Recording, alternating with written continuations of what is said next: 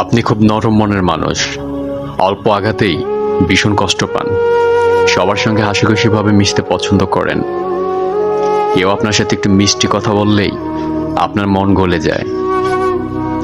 আপনি অল্পতে সবাইকে আপন ভাবতে শুরু করেন, কিন্তু দিন শেষে দেখা যায় কেউ আপনাকে আপন ভাবে না, বরং আপনার এই সরলতাটাকে তারা সস্তা ভাবে, আপনাকে দুঃখ কষ্ট দেয়, আপনাকে ছেড়ে যায়।